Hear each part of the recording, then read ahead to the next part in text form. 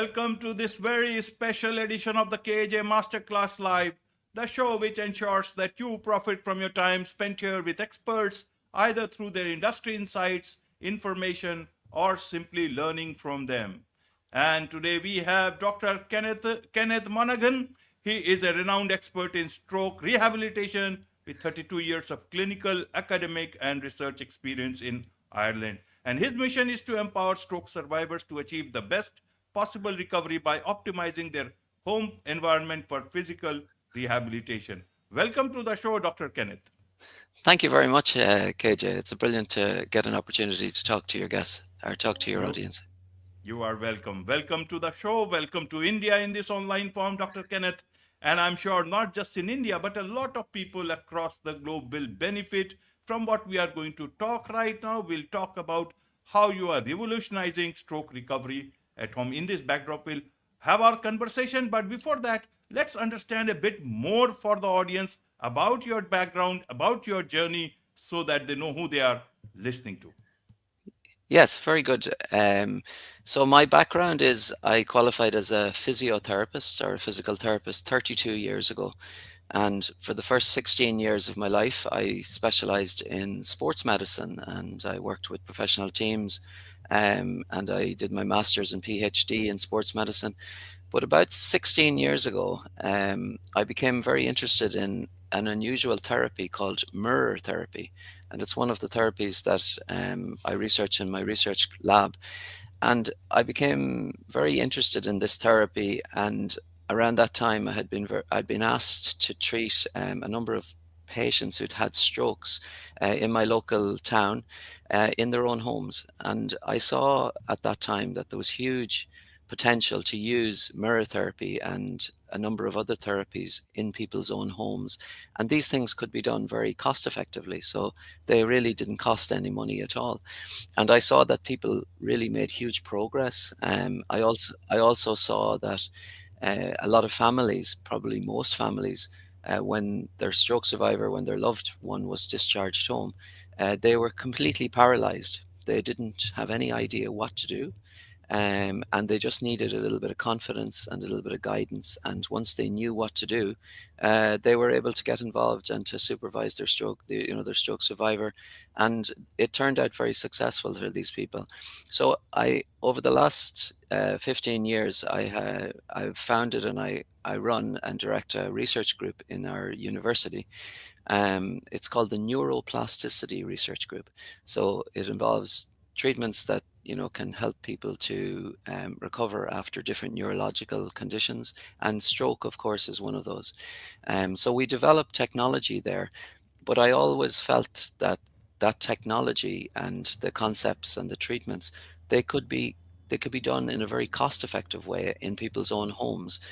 So about 3 years ago, I set out with the intention of writing a book which would be the guidance and would be the information that stroke survivors and their families would need to see, and to give them confidence and give them a little bit of instructions about what you would do to get you started off when you're at your own home. And so far, that book has been very successful around the world. And it's a great opportunity here to talk to your listeners in India, because I actually have a number of colleagues that I work with from India. They're fantastic people, always so positive, and they tell me that there's probably a need for a lot of people in India to know what to do when they get home after they've had a stroke. And so hopefully I can give your audience some information today that might give them a little bit of confidence. Absolutely, absolutely, Dr. Kenneth. And though, so to understand things better, first of all, everywhere in every country, every place, doctors try to give the best to their patients in whatever the situation is, whatever the place is. But then there are challenges either in terms of resources, either in terms of the type of hospital it is, or the facilities, the monetary level of people can spend on resources at that point in time. But to understand things better from the stroke recovery, what are the present challenges? Why is it that there is still so much left to be desired? I want to understand that from the patient's perspective, irrespective of the reason. Help us understand that part of it. Whatever your experience is, what are the challenges in stroke recovery at the moment?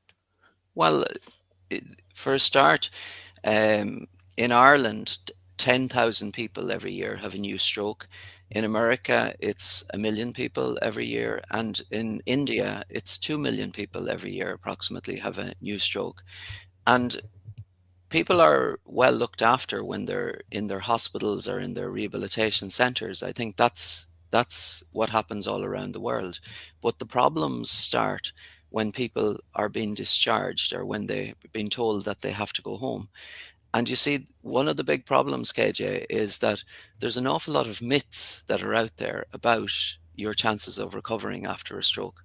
So, of those 2 million people in India that have a stroke every year, there's the rule of thirds with those. So a third of those people will get a recovery almost within the first few weeks afterwards. So they almost recover instantly. Unfortunately, a third of those people will die because they have such a severe stroke.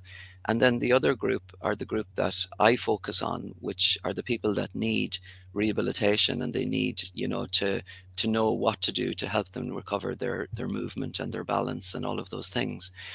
And you see, the problems is that people think in their minds, and this is what people globally think, is that if you don't get a recovery within 6 months after your stroke, your chances of recovering are gone.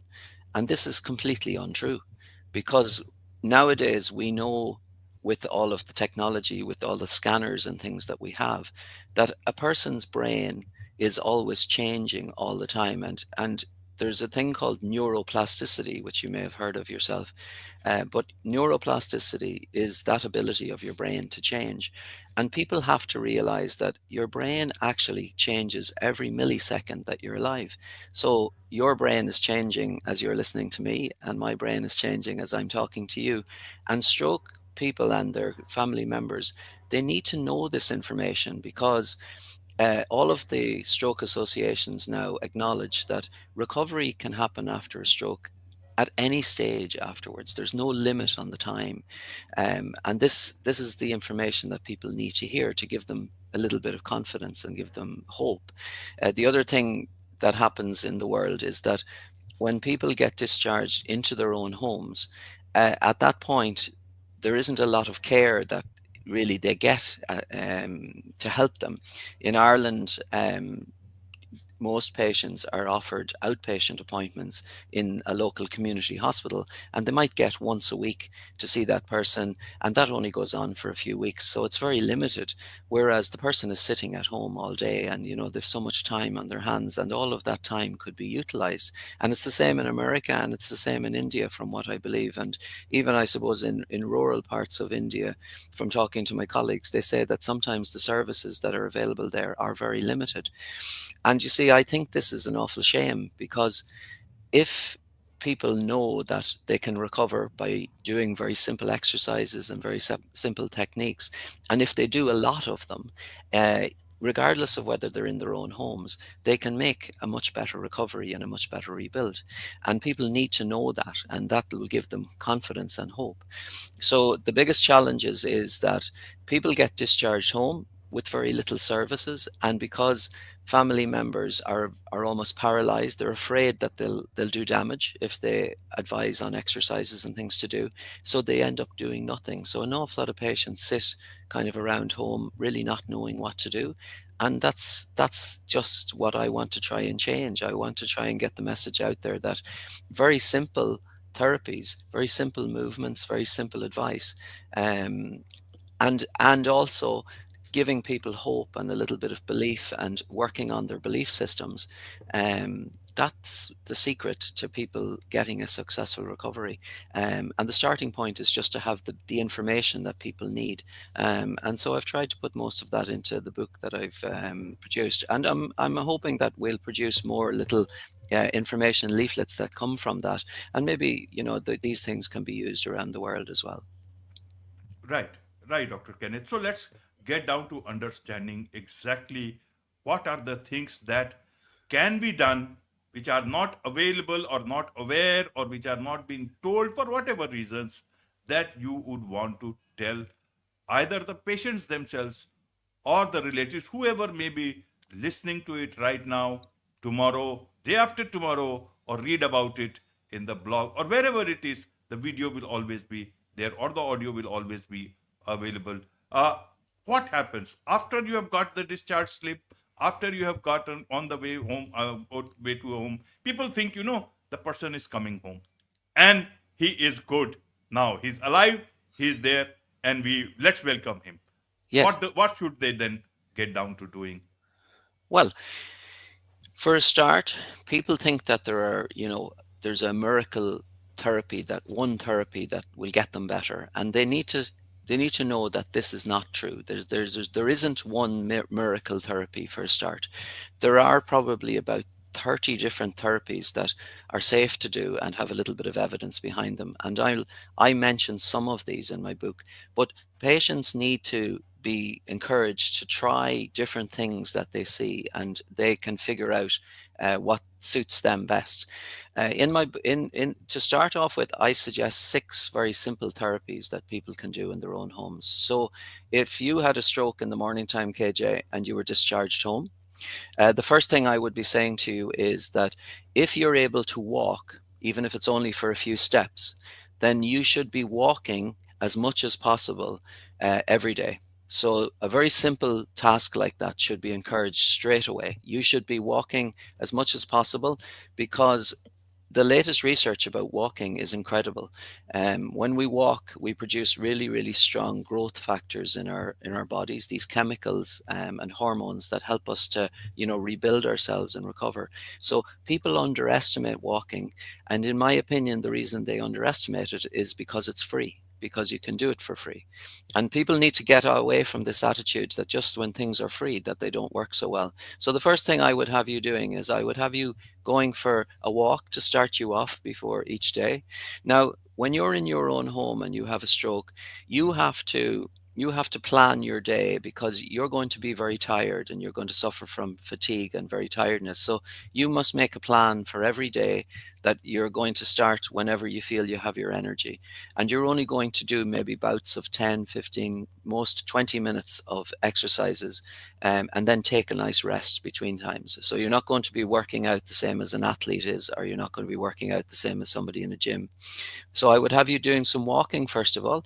And then when your walking is done and you've had a break from that, I would then get you stretching your limbs. So if you've a little bit of disability in your arm and your shoulder and your hand and your wrist, then it's very important that you stretch those tissues and those limbs out every day. And the reason is that if you don't do that, then those limbs will eventually become very, very stiff and rigid and hard. And it won't matter how much electricity returns to those limbs after a few months. If they go rigid and hard, then you will lose your ability to move those. So it's very important that a family member, helps their stroke survivor or their family person to stretch out their tissues every day, even if it only takes 5 minutes. They can lie down on a bed and they can lift their arm over their head, or they can move and the family member can do these things. And I've described how to do this in one of the chapters in my book. It's very simple. And a lot of those stretches can be found on the internet as well. But any stretches are done. And a very important thing with stretches, KJ, is that the stretches must be held for a decent length of time. So I suggest they are held for at least 30 seconds. And when you're holding a stretch as well, you must hold the stretches only that you feel the very, very gentle little bit of stretch at the start. Actually, an interesting comparison here is that I don't know, have you heard of Play-Doh, or kind of play material that children play with sometimes? If you take a piece of Play-Doh in your hands and you try to force it apart very quickly, it actually won't go anywhere. Whereas if you actually take the Play-Doh and you hold it very gently, a little bit of pressure, and actually hold it for a long time, it stretches out a long way. And you see, Play-Doh is what's called a viscoelastic material, and your muscles and your tendons and your sinews in your body, they're viscoelastic as well. So the secret of doing good stretches is that you just hold your limbs. just where you just about feel the very gentle stretch, but you hold them for at least 30 seconds. And 5 minutes of stretching of your arms and legs every day is a very, very important thing. And again, this is something that doesn't cost anything, but it's important. So now you've gone for your walk, and you've kind of built up those growth hormones in your body, which is going to give you a very good chance for the rest of the day. You've done your little stretches. And then the first therapy that I talk about, which is kind of innovative, and it's something that a lot of people have never heard of before, is a thing called mirror therapy, KJ. I don't know, have you ever heard of mirror therapy? I seem to have heard, but I seriously do not know about it. But I think Yes. I've heard one where, somewhere or the other, about this therapy. Maybe Well, from actually, one of my guests or wherever, but I don't yeah. know anything about it.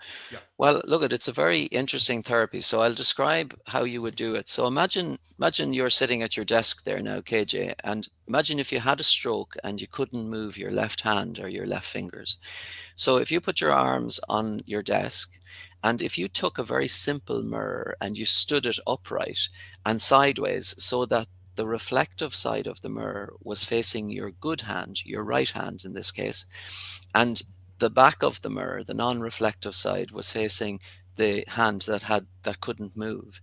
And if you just moved your head sideways to look into the mirror, into the reflective side, you will see an image of your good hand in the mirror. And very quickly, your brain actually becomes tricked and fooled into thinking that that is actually the left hand, the one that can't move, if you get what I'm saying. And when you move the good hand and you watch the image in the mirror, your brain actually thinks that it's the left hand that's moving. And of course, the secret here and what works is that when you watch the image of the hand that can't move in the mirror, an awful lot of visual information, feedback, very, very important sensory information goes to your brain. And that's what helps you to create new pathways and develop, the ability to move fingers and hands again. And for a very simple therapy, this can be miraculous for some people. Now, it's important to say to your audience, this is not something that is perfect for everybody, but definitely it's worth trying. Some people love this and some people find it. I had a patient that I worked with a number of years ago, and it was 6 months after he had a stroke, and he couldn't move his left hand and his fingers. And we introduced mirror therapy to him for the first time. And after about 3 sessions of doing it, he started to be able to get flickers of movement in his fingers again for the first time. And after about 8 or 9 weeks, he had 90% of his movement back, which was extraordinary. So for him, it was a brilliant, brilliant therapy. Now, I have to congratulate an Indian man. Ramachandran was the man who invented mirror therapy, but he didn't invent it for stroke rehabilitation. He invented it for a thing called phantom limb pain. So KJ, imagine that you lost we're giving you a lot of conditions this morning. Imagine you lost your left hand in an accident. Well, there's going to be almost 100% chance that you're going to have a condition called phantom limb pain there, because your brain can't understand where that hand has gone. And Right. this brilliant researcher from India, Ramachandran, he discovered this mirror therapy. He discovered if you covered the hand that was missing, the limb that was missing, with a mirror, and you looked at the other hand and focused on the reflection, it desensitized, that information desensitized, and it was an almost instantaneous cure. It was like a miracle cure for these people. And so, of course, what happened over the last 10 or 15 years is that a lot of research, including my own research group, we've advanced that therapy and tried to introduce it to stroke patients. And it's definitely something that's worth doing. And it can be done for the lower limb as well. So you can get a stand up mirror and you can sit at your chair and put a mirror between the two legs, and you can be moving your good foot and imagining that it's the other foot. And definitely, this is something that a lot of your audience could easily try, because it's been proven to be very safe, and for some people it can work very well. Now, the second very interesting therapy that I mentioned in my book is a thing called cross education of strengthening. So cross education of strengthening. And again, KJ, I'm going to use you as an example, but imagine that I said to you, you were going to go to the gym and you were going to go for 6 weeks, but you were only going to strengthen the right side of your body. Now, in reality, you'd never do that, of course, but imagine that you did. After 6 weeks, the right side of your body will be much stronger, as you can imagine. But amazingly, if you measure the left side of your body, even though it hasn't done anything, it can be up to 40% stronger, because what we realize now is that when we do movement on one side and when we activate one side of our body, we always get electricity that flows over to the other side. So this cross education of strengthening has a great potential for people like stroke patients, because if you can't move one side of your body, then the advice is that we do exercises, not all the time, but little bouts of exercises for the other side.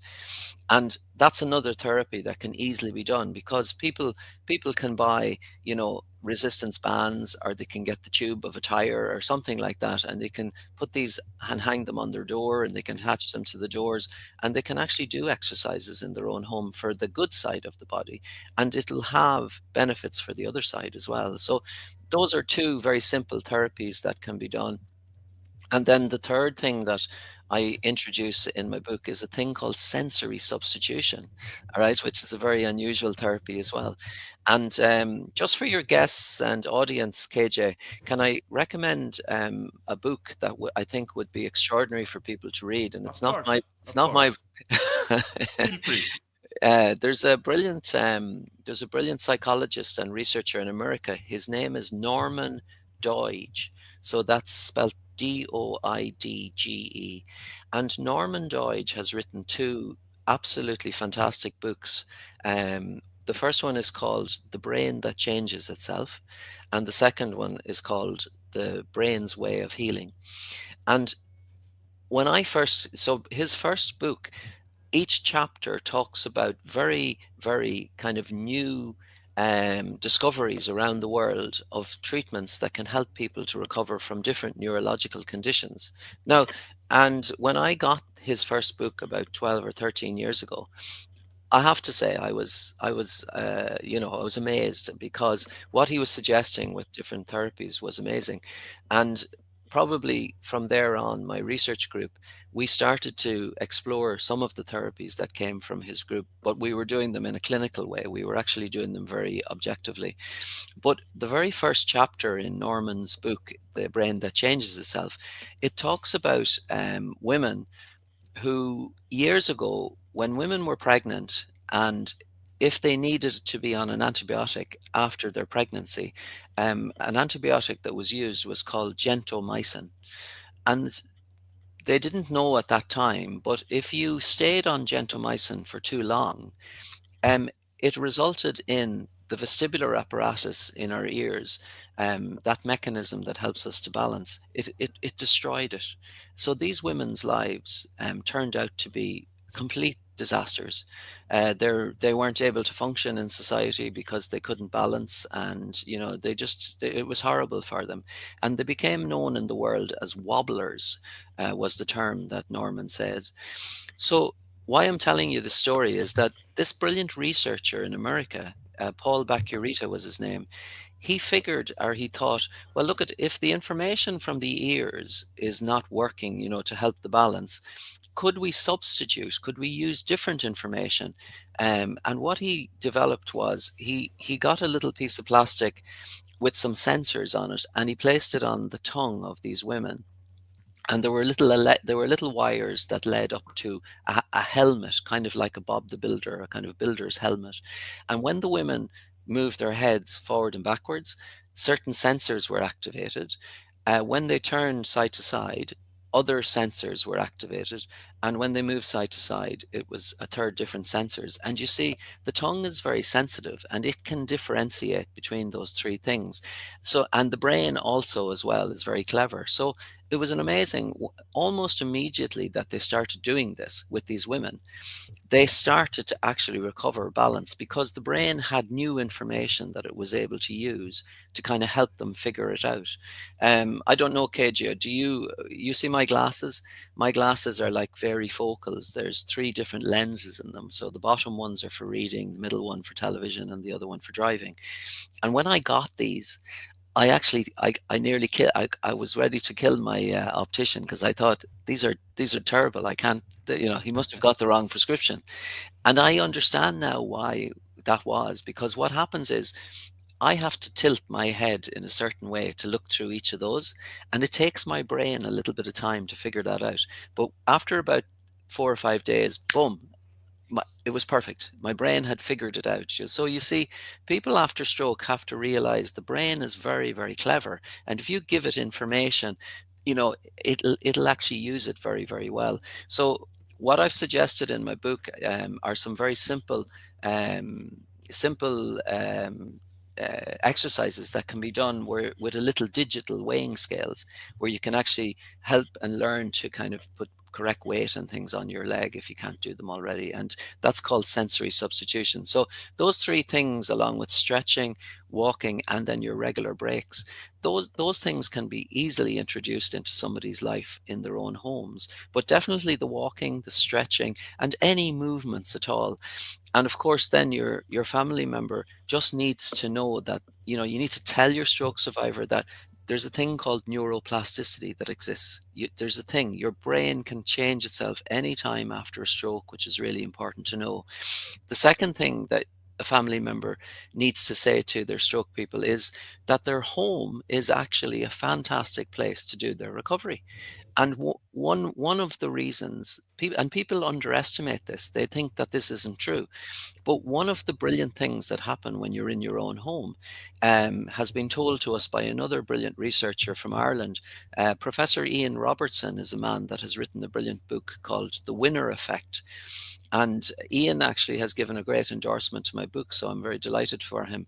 But what he tells us is that when we're in our own homes, our bodies release an extra bit of testosterone, which is this hormone that helps us to rebuild ourselves a little bit.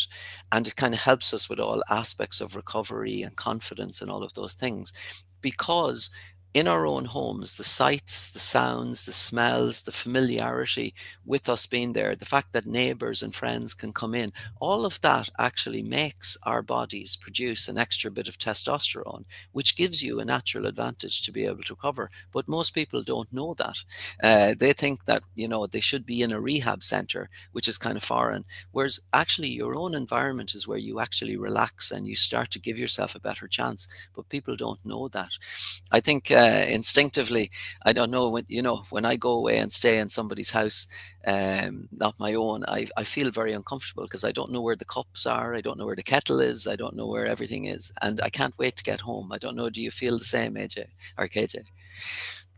Yes, indeed. You are absolutely right. And that is why, forget about even in their own homes, people want to sleep on the same side of the bed which they are Yes, normally accustomed to. it is, because we feel much better when we're in our own homes. And in fact, an awful lot of times people only really truly get diagnosed with all the different disabilities they have when they get home, because you're actually acting much more normal when you go home. So a lot of the cognitive things that sometimes don't get picked up in hospitals, they happen, they get picked up when you're at home, because your family members are saying, look, I'm noticing that this man or this woman is doing something a bit unusual, so maybe we get it checked out. So the home is a brilliant place because it gives you those advantages, and of course the flexibility to do your exercises and do these things as much as possible. A lot of times that isn't possible in a rehabilitation center. you know Most people in a rehabilitation center, they have a scheduled appointment, and if that appointment is at 10 o'clock in the morning or 11 o'clock, and if that happens to coincide with the time when you're feeling really tired, well, then that's that day ruined. Whereas in your own home, if the tiredness happens, you just wait another couple of hours and do your therapy later in the day. So a big part of people at home is that they can do lots of therapy because they have the ability and the freedom and flexibility. And then the two things that are the last thing that's hugely important for them to really give them a chance of success is to keep them motivated, because people people want this quick recovery, isn't that right? They want this immediate recovery. And what stroke patients and caregivers have to realize is that, and the internet is a little bit bad about this, because when we go on the internet and we search for, stroke recovery and what to do after a stroke, we'll always find examples of miracle recovery people. So we'll find somebody that has recovered within a couple of days or a week, and usually they're promoting some type of therapy or something. But what you have to realize is that behind that one successful person, there are another 100 stroke people whose recovery is slow and gradual and happening at a slow pace, because that's the normal. But of course, if your stroke recovery is slow and happening at a slow pace, and you then see this miracle person, you then think you're very disappointed because you think yours is not successful. It's a little bit like Facebook, KJ. Do you use Facebook? I know my friends, when I look on Facebook, and I try and stay away from it. But when I look at my friends' Facebook pages, it's all photographs and things of them on their holidays, when they're, having, nice meals and the sunshine, and, the barbecues and everything. And of course, if I'm here in my home and I'm looking out the window and it's dark and dull and my neighbor hasn't cut his hedge for about 10 years, I'm thinking to myself, my life is not as good as theirs.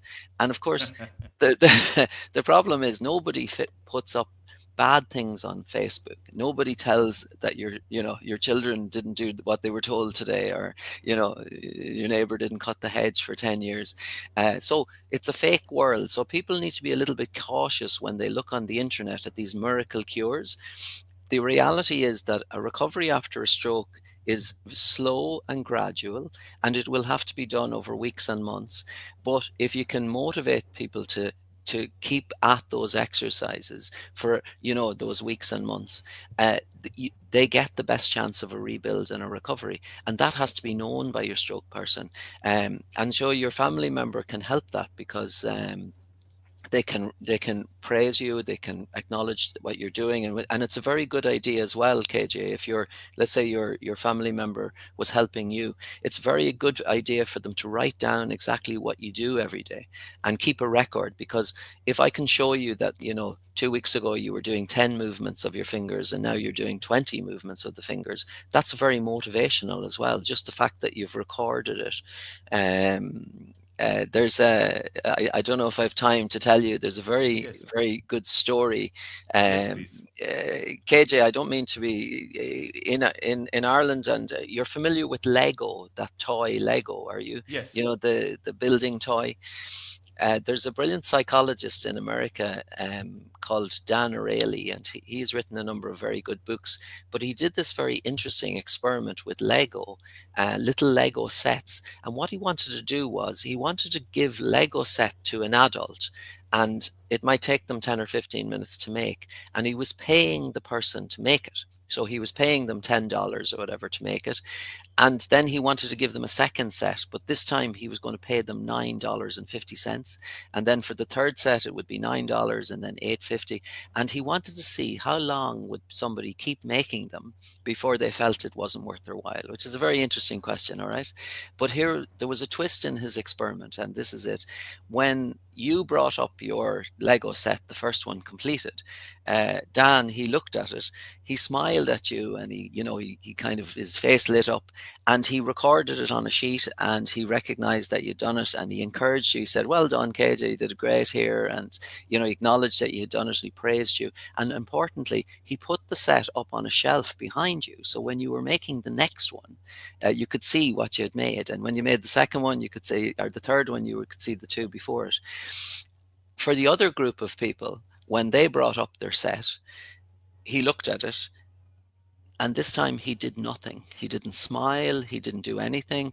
He didn't praise them. He didn't write anything down. He didn't encourage. He didn't acknowledge. But what he did, even worse, was he broke the Lego set up in front of them, and he put it in the Lego bin underneath, right? Now he still paid them the money, and he gave them another set. And what do you think happened? The group that got, the recognition, the encouragement, the praise, the acknowledgement, they did almost twice as many sets. And you see, this holds true for stroke rehabilitation at home as well. If you're minding somebody and helping them, for you to record what they do, for you to you be able to show them that they've made progress, for you to encourage them and just say, look, you're doing really well, you're really working hard. I know it's tough, I know it's really hard. To acknowledge that they're working hard, and to to praise and say, look, you can really do more, you can keep going, you can keep going. All of that gives a great chance for people to keep going for a longer time, and I think that's important. So a caregiver and a family member, they can play a huge role in the recovery, not because they're a physiotherapist, and they don't have to be, or an occupational therapist, just because they're able to explain things to their stroke person, because they're able to help their understanding of how they can recover through neuroplasticity, be able to record and keep a record of everything, to be there to kind of supervise and make sure that they're not unsafe when they're doing things. If they're walking and they feel a little bit unbalanced, to be walking with them, all of those things. So your family member who really wants to help an awful lot, they can help an awful lot, but they just feel paralyzed when they don't know what to do, and they're likely to do nothing in case they cause any harm. So something as simple as this simple book that gives you advice and confidence and guidance, that's all it takes in a lot of cases, is just to encourage people to do their therapy. And I think that this is what people need, and hopefully it will be helpful. Absolutely, absolutely, Dr. Ken. So most of the things you talked about was about walking, stretching, uh, nothing, no huge technology or nothing that needs to be bought here. It's all about Well, look at we you can purchase technology when you go on the internet. You go this minute and you'll see lots of different pieces of devices that will cost you maybe 1,000, 2,000 euros to purchase. Equipment that can be done at home, equipment that when you kind of squeeze them, it shows you how strong you squeezed and all of that kind of stuff. But I have found in our research lab, we have purchased most of these things. And for some people, these things work brilliantly. I'm not going to say any lies, of course, because some of these equipment, it motivates people. The biggest part of this equipment, in my opinion, is the placebo effect, the effect that people feel that it benefits them. And when you spend 1,000 euros on a piece of equipment, well, you're going to really use it, aren't you? You're going to try and use it. But there's no evidence that these things work any better than the simple things that I'm describing. You can do most of these things at home yourself without equipment, but some people like to have that technology because it motivates them. So I'm certainly not saying that technology doesn't work. Of course, it can help some people, and some people love it, and of course there's evidence that it's safe, and it's but you can also do very low cost simple exercises, um, and they can be just as effective. But it's all down to what the person believes and how their perception of everything is, and all of that mindset and placebo effect. Isn't that right? I mean, KJ, we know from all our psychology people and evidence and research in the world that when people sometimes pay a lot more for things, it has more meaning for them, and we know that that's the way the world works. So if a patient pays $3 for a little pain pill, um, and they take it, they get a much better pain relief than if they paid 10 cents for that same pain pill. We know that. We know that if patients, this placebo effect, this ability of our brains to kind of work in our favor.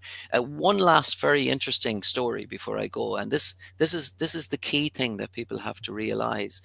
So this other researcher in America, in Stanford University this time, she she took a group of students and she made a specially designed milkshake for them, and she told them that it was very high in calories, so high that they wouldn't need another meal for the rest of the day. And then 2 or 3 days later, she brought the same students in again and she made a specially designed milkshake.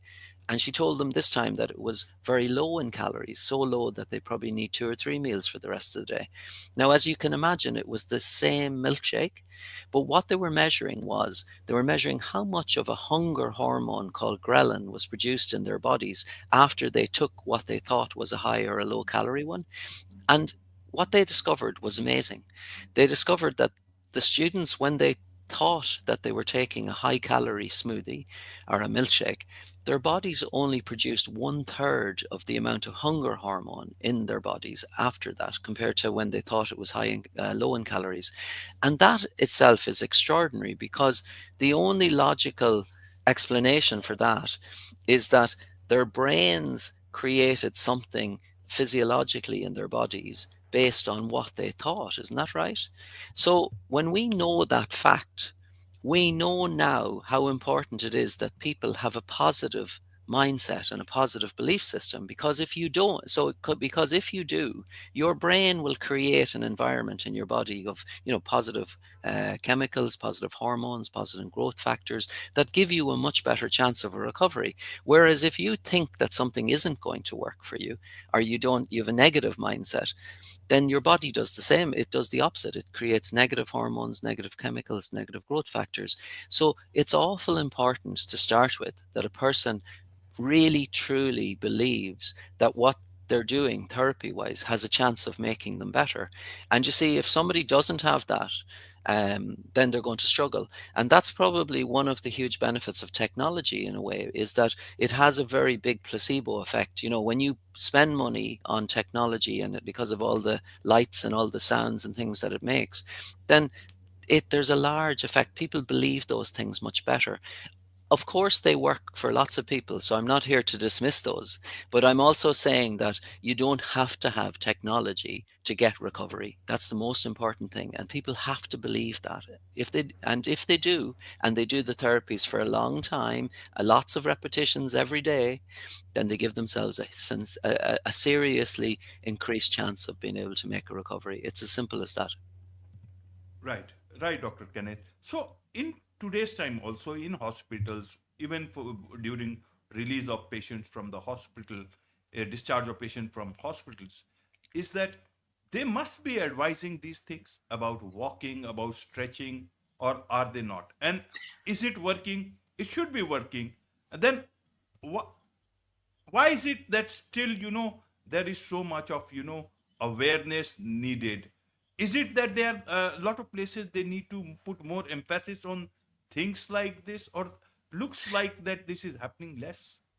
Well, I look at in Ireland, when patients are discharged home, 10% of the patients, they actually get a service that's called early supported discharge, where a team of people come to their home. So a physiotherapist, occupational therapist, speech and language, and a clinical nurse specialist, they come to people's homes for 6 to 8 weeks.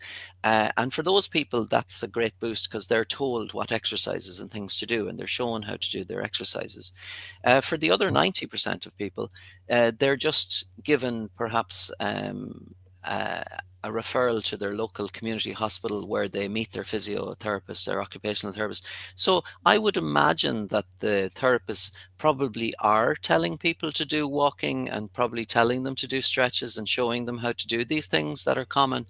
But I think the issue is that when patients get into their own homes, because it's not a rehabilitation center, they struggle to kind of see the importance, or that they struggle to feel that those exercises and things can be just as good done at home. And I think that's the message, is that just because your home is not a rehabilitation center, the exercises still work. The very basic things work, but you've got to do lots of them.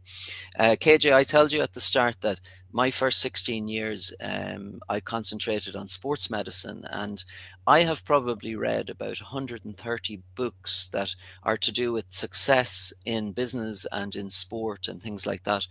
And the principles of those books also can be applied to stroke rehabilitation.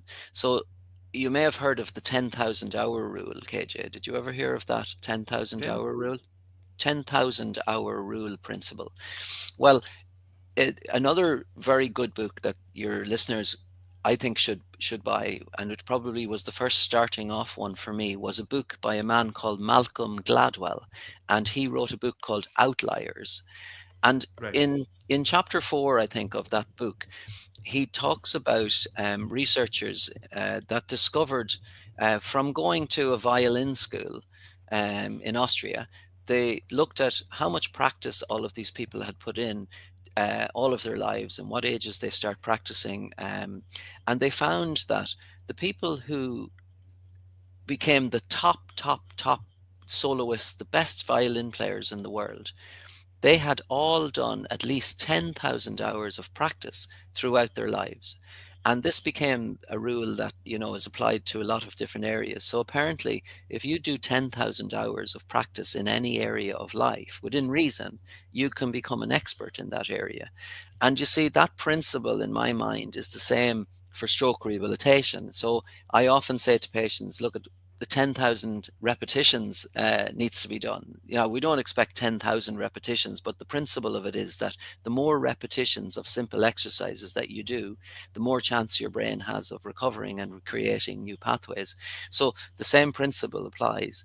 So the thing is, you can make a better recovery at home, but you still have to do really lots of work and lots of repetition. So you don't get away with doing nothing. So the people who work the hardest, and I mean, I know from my colleagues that I work with in India, in Ireland, that my Indian colleagues, they're probably the most fantastic workers.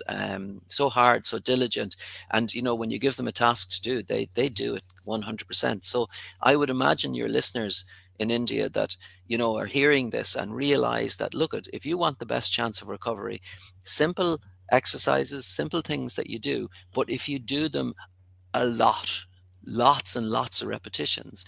And that's what's been recommended by all of the stroke associations all over the world now, is that you do large repetitions of exercises.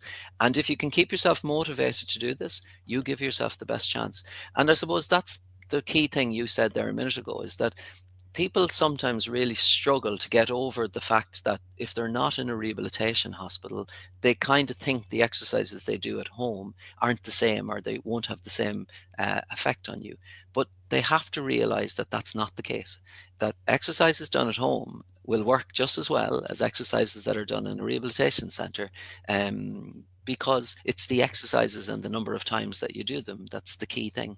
So that's what I've learned over my years, and that's really what I wanted to impart to as many people as possible. And I'm delighted with the opportunity to talk to you, because India is such a large country. It's such a brilliant opportunity to tell lots of people all of a sudden about this important message. And it's essentially something that doesn't cost for anything, but people have to believe in this, and they have to understand that behind what I'm saying is an awful lot of science as well. So it's not like this is some madcap idea. Everything that I'm talking about, there's huge science to back all of it up. But I'm trying to kind of display it to people in a very easy to understand way. And I've written my book in that way as well. That it's not written for healthcare professionals. It's written for somebody who doesn't know anything about healthcare. But if they want to read the science, then there are the footnotes and the references there that they can look up. But it's explained in a very easy understand way. And then also what people can do as well, KJ, is that I have a LinkedIn account, and I have nearly 10,000 followers there at the moment. But I put up a newsletter every week which tells people some of these principles and some information, and I post regularly. So if people have access to the internet, they can certainly contact me, or they can keep in touch with me each week on LinkedIn, the same as yourself. I think I connected with you earlier, which is great.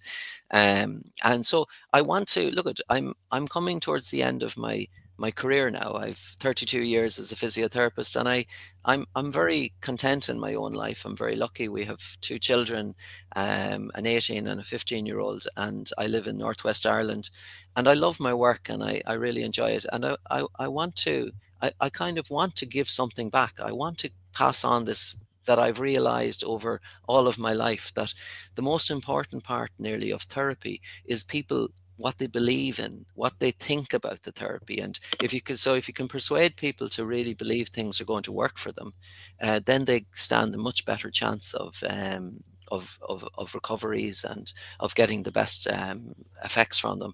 And I suppose people don't know that information, so that's why we're trying to say it as such.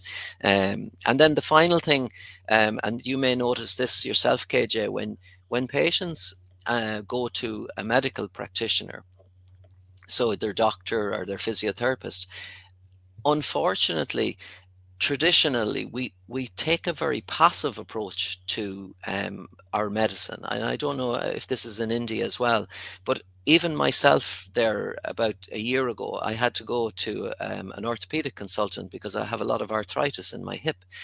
And it was the strangest thing. When I was in his office, I felt a little bit paralyzed because he was the Mhm. doctor and I was the patient.